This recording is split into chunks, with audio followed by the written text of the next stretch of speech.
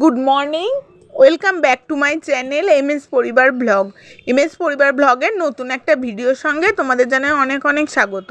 আশা করি তোমরা নিশ্চয়ই সকলে খুব ভালো আছো। আর দেখো আজকে সকাল সকাল রেডি হয়ে নিয়েছি, যাচ্ছি পুজো দিতে। দেখো নীল রং পড়েছে আজকে, সব নীল, জামা নীল, আংটি নীল, কানের দুল নীল, এমনকি যেই ব্যাগটা নিয়ে ঘুরতে যাব সেটাও নীল। সেটা পরে দেখাচ্ছি, আগে ব্রেসলেটটা দেখো কেমন হয়েছে বলো তো। এই ব্রেসলেটটা আমার বান্ধবী আমাকে গিফট করেছে। তো এটাকে সেই এভিল বলে না, এভিলের আই, দুই দিকে দুই রকম, তো সেই ব্রেসলেট দিয়েছে। এবার দেখলে মাথাটা ঘোরালাম, মাথার ক্লিপটাও নীল, মানে আজকে আমাকে নীলে পেয়েছে। ব্যাগটাও দেখিয়ে দিলাম, ব্যাগটাও নীল। কেন জানি না, এইবার দেখলাম রাশিচক্রে নীল রঙটা আমার জন্য খুব শুভ, তাই এখন বেশিরভাগ জিনিসই যা পড়ি সব নীল নীল নীল নীলই পড়ে যাচ্ছি। তো চলো এবার দেখতে থাকো। তো দেখো আমরা রাস্তায় বেরিয়ে পড়েছি, আর অনেকটা রাস্তায় প্রায় চলে এসেছি। আমাদের বাড়ি থেকে জামালপুর যেতে এই 1 ঘন্টা মতন লাগে গাড়িতে, আর বাইকে গেলে ওই 30 মিনিট মতন লাগে। তো এই জামালপুরের দিকটায় আসলে বেশ চারদিকটা সবুজ আর সবুজ, বেশ ভাল লাগে। আর আমাদের বাড়ির ওই দিকটা তো শুধু বিল্ডিং আর বিল্ডিং, কোনো হাওয়া বাতাসও ঢোকে না, কিছুও না। আর সবুজ দেখলে এমনিতেই চোখ প্রাণ দুটোই জুড়িয়ে যায়, তাই না বন্ধুরা? তো দেখো জামালপুর কিন্তু বর্ধমান ডিস্ট্রিক্ট, আর আমাদের নবদ্বীপ তো নদিয়া ডিস্ট্রিক্ট। আর এইদিকে দেখো তো সব চাষবাসের জমি বেশি। তো এই দেখো আমাদের সাথে আমাদের গাড়িতে যাচ্ছে এই দুটো দাদা, এরা হচ্ছে আমাদের পাড়াতেই থাকে। আর আমার বর গাড়ি চালাচ্ছে, আর বরের পাশে আর একটা দাদা আছে, আর আমি, আমার ছেলে মেয়ে। তো আমাদের পাড়া থেকেই জামালপুরে ভান্ডারা দেওয়া হচ্ছে। তো সকাল থেকে পাড়ার সবাই প্রায় চলে গেছে, আমরাই শুধু মনে হয় বাকি ছিলাম, যেহেতু মেয়ে স্কুলে গেছিলো। স্কুল থেকে এসে আবার প্রাইভেট পড়লো, তারপর এই আমরা 11:30 পৌনে 12টার মতন বাজে তখন বেরিয়েছি। আর গিয়ে এই বান্ধবীকে পেয়ে তো আমার মেয়ে বড্ড খুশি, ওর বেস্ট ফ্রেন্ড আর কি। তো আমরা আগে প্রথমে পুজো দিতে যাচ্ছি, সবারই প্রায় পুজো দেওয়া হয়ে গেছে আমাদের পাড়া থেকে যারা যারা এসেছিলো, শুধু আমরাই বাকি রয়েছি যেহেতু লেট করে গেছিলাম। তো প্রথমেই এর জন্য পুজোর ডালা নিয়ে চলে যাচ্ছি পুজো দিতে। তো দেখো পুজোর ডালা নিয়ে যাচ্ছি, আর আমার বর পেছনে ক্যামেরা করতে করতে আসছে। তো ঠাকুরমশাই উঠে গেছিলেন, তো ওনাকে আবার বলা হলো, তো উনি বললো ভেতর আরেকজন আছে, উনি পুজো দিয়ে দেবে। তো এখানে এসে যখন দেখলাম, তো মন্দিরটা পরিষ্কার করছিল, পুজো সব কমপ্লিট হয়ে গেছিলো, তারপরে উনি বসলেন। তো বসে আমাদের পুজোটা দিয়ে দিচ্ছিলেন। তো এবার হচ্ছে উনি জিজ্ঞাসা করছিলেন কার নামে পুজো হবে, তো আমি ছেলে মেয়ের নামে পুজো দিয়েছিলাম। তো এখানে বাবাকে দেখতে পাচ্ছ মাটির নিচে, তো এই জামালপুরের বুড়োরাজ মাটির নিচেই থাকে। তো কি সুন্দর দেখো মূর্তিটা, এখানে তোমরা দেখতে পাচ্ছ কিনা জানি না। তো অনেকে বাচ্চা কাচ্চা যাদের মানে দেরি করে হয় বা হয় না, তারাও এখানে মানসিক করতে আসে, দিয়ে গোপাল মানসিক করে। তো সেটা পরে দেখাচ্ছি তোমাদের। তো উনি পুজো দিয়ে আমাদের কপালে একটু সিঁদুরের টিপ পরিয়ে দিচ্ছিলেন। তো আমি আমার ছেলেকে যেই টিপ পড়াতে গেছি, আমার ছেলে তো দৌড়ে পালিয়ে গেল, তাই মেয়েকে একটু পরিয়ে দিলাম, তারপর ছেলেকে ডাকছিলাম।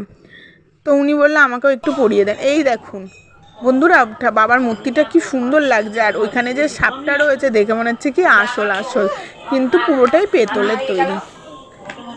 বাবা দাঁড়া, এই যে এটা দাও, সিঁদুরের টিপ করো। বলে দিচ্ছি আমিও ঘর পরিষ্কার করবো না, এবার ওই বাথরুমটা ধুয়ে আমি না না যাইনি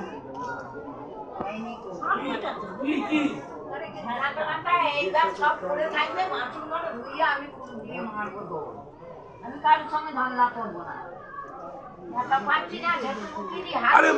তো মন্দির থেকে বেরোলেই এখানে একটা বট গাছ আছে, মানসিক করা হয় এখানে। তো খুব জাগ্রত, যেহেতু জামালপুরের বাবা হচ্ছে খুব জাগ্রত, তাই সবাই এখানে এসে মানসিক করেন। আর এখানে এসে দেখছি আমার কাকা কাকিও এসছে, এই যে আমার কাকা কাকি আমার ছেলেকে নিয়ে, আমার ছেলে বলছে ঘন্টা বাজাবে, তাই কাকি কোলে নিয়ে ঘন্টা বাজাচ্ছে। কাকা কাকি ভাই ওরাও এসেছিলো, আমি জানতাম না ওরা এসছে, এখানে এসে ওদের সাথে দেখা হয়ে গেল।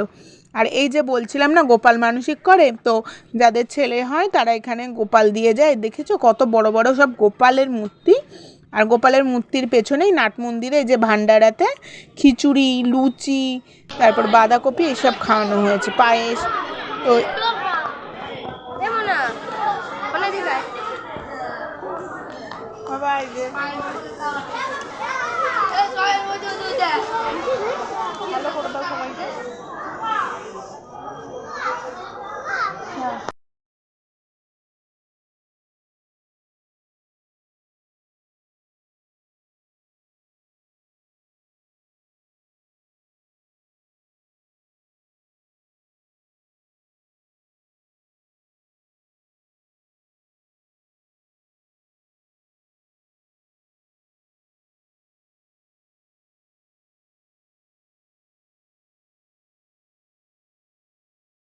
তো মন্দিরটার চারপাশে ঘুরে নিচ্ছিলাম, একটু ফাঁকা ফাঁকা যেহেতু রয়েছে আর খাবারের ওখানে প্রচণ্ড লাইন, তাই ভাবলাম একটু মন্দিরের চারপাশটা একটু ঘুরে নিই।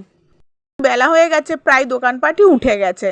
আর ওই যে দূরে দেখছো না বন্ধুরা, আকাশি রঙের গ্রিল দেওয়া, ওই পেছনটায় না বলি দেওয়া হয়। আজকে দেখলাম বলি বন্ধ আছে, যত সম্ভব সোমবার করেই বলিটা বেশি হয়। আর এই দিকটাই সব প্রসাদের ডালা নিয়ে দোকানগুলো বসে, তো বেলা হয়ে যাওয়ার কারণে তারা উঠে গেছে। তো আমরা এই দিক থেকে ঘুরে এবার ওই দিকটায় যাব, ওই দিকটায় দেখাচ্ছি চলো। মন্দিরটা খুব সুন্দর, যারা আসনি এখনো পর্যন্ত তারা এসে ঘুরে যেতে পারো। হয়ে গেছে, এবার ওখানে লাইন দিয়ে দাঁড়াবো ভোগ খাওয়ার জন্য। তো এখনো প্রচুর ভিড়, তো ওনারা খেয়ে উঠবেন তারপর আমরা বসবো। আর দেখো এখানে একটা সিঁদুরের টিপড়ি দিয়েছে। এবার চলো বাবার মন্দিরের বাইরেটা দেখাই। বাইরের দিক দিয়ে বাবার মন্দিরটা তোমাদের দেখাচ্ছি। বাবার মন্দিরটা চারিদিকে পাকা হলেও ওপরে কিন্তু রয়েছে খড়ের ছাউনি, কারণ এটা স্বপ্নেই পাওয়া আছে যে এর ওপরে সিমেন্টের ছাদ করা যাবে না, খড়ের ছাউনিই থাকবে। যতবার এখানে ছাদ দেওয়ার চেষ্টা করা হয়েছে ততবারই নাকি কিছু না কিছু দুর্ঘটনা ঘটেছে, তাই খড়ের ছাউনিই দেওয়া থাকে। আর এই পাশটা হচ্ছে একটা মাঠ মতন রয়েছে। আর আগে এই জায়গাটা মন্দিরের পুরো সামনেই এই জায়গাটায় বলি দেওয়া হতো। যাই হোক বন্ধুরা, এখানে এসেই আমার ছেলের তো বায়না খেলনা কিনবে, দিয়ে ওর দিদির বান্ধবীর মা, মানে সম্পর্ক জেঠিমা হয় আর কি আমাদের পাড়াতেই সব, তার কাছ থেকে খেলনা নিয়ে নিয়েছে। আর দুই বান্ধবী এইখানে সেই ফুরফুরি দিয়ে ফু করে বাবলস উড়াচ্ছে। তো ওইটা ওর বান্ধবী, আর ওই বান্ধবীর মাই আমার ছেলেকে হচ্ছে খেলনা কিনে দিয়েছে, আর আমাকে ওই সুন্দর ব্রেসলেটটা গিফট করেছিল সেই দিন। তো ওরা দুজনে এখানে খেলা করছে আর আমরা উল্টো দিকে বসে বসে ওদের খেলা দেখছি।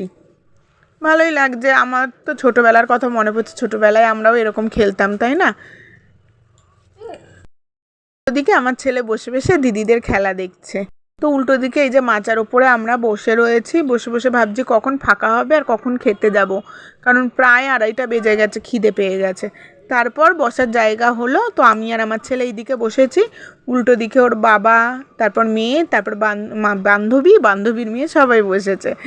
আর এইদিকে দেখো খিচুড়ি বাঁধাকপি খেয়ে আমরা চলে যাচ্ছি আবার বাড়ির দিকে। গাড়িতে উঠে পড়েছি। আর এইবার আমাদের পাড়ারই আর এক দাদা যে এসছিলেন, সে গাড়ি চালাচ্ছে, আর আমার বর এবার একটু রেস্ট পেয়েছে। এতক্ষণ ধরে ও গাড়ি চালিয়ে ও বলছে ওর মাজা ব্যথা হয়ে গেছে, তাই ও একটু বসে হাওয়া খেয়ে নিচ্ছে। আর শীতকাল পড়েছে, কে বলবে, গায়ে তো কোনো সোয়েটারই নেই আমাদের। যাই হোক বন্ধুরা, বাড়ি চলে এসেছি। আর চোখ মুখের হাল দেখেছো কি হয়েছে, মানে এইটুকু টাইম গেছি তাতেই চোখ মুখের হাল এরকম হয়ে গেছে। আসলে এই শীতকালটাই এইরকম, বাইরে গেলেই চোখ মুখ শুষ্ক হয়ে যায়।